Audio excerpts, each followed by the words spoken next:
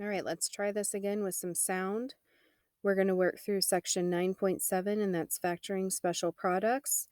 We're looking at a difference of two squares. So what we're looking for here are those perfect square numbers that we've worked with before. We made that list, remember, with like 1, 4, 9, 16, on and on, 25, 36.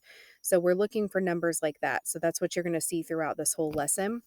So how these factor is if you have the first term is a perfect square, the second term is a perfect square, and then it has to be subtraction in between, it will always factor like a plus b parentheses a minus b. It will always factor like that.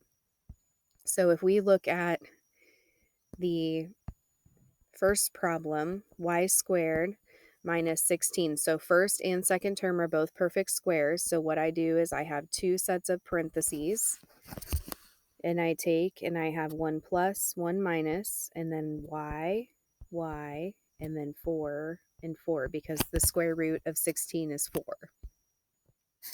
Okay, so second problem, same thing. 49 is a perfect square, x squared is a perfect square, and you have subtraction. So I do two sets of parentheses, 1 plus, 1 minus, and then I have x, and then 7 and 7, because the square root of 49 is 7. Okay, so here we start out with a number in front of y squared. So as long as that's a perfect square, this will work. So the square root of 25y squared would be 5y. And then I would have 1 plus, and then I have to have 1 minus. So then the square root of 36 would be 6. So then that would be factored completely.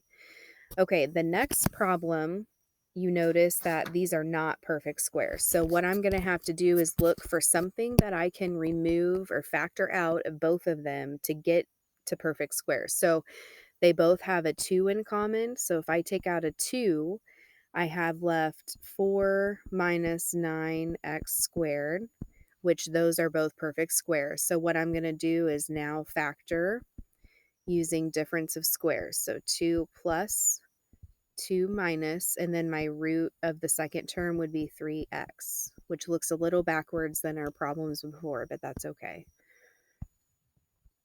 Okay, so the next thing is a perfect square trinomial. So this is when you have a perfect square in front and a perfect square at the end.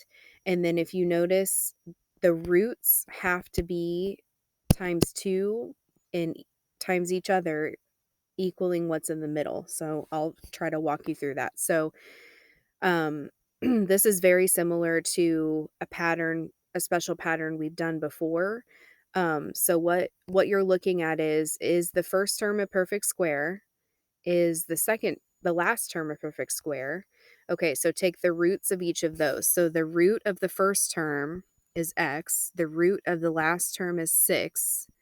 So if you take that, that would equal 6x, and then take that times 2. And if that equals what's in the middle, then this works. Okay, so how this works is you're going to have 1 parentheses, and it's going to be squared. Whatever sign is right there is what sign is going to be in the middle. And then you're going to have your root of your first term. Sorry, this pen is hard to write with.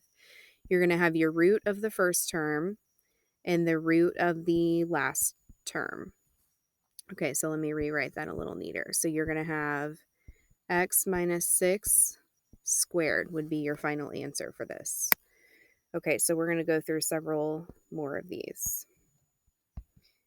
Okay, so x squared plus 4x plus 2. So check and see. Okay, my roots are x and 2, and then that would equal 2x. And then take that times 2, which would give me 4x, which is what's in the middle. So this would work. So I would have parentheses, and then I have a plus sign because my second sign in front of the 4x is a plus, and then I would have x, and then I would have a root of 2, and then I have to remember to square it.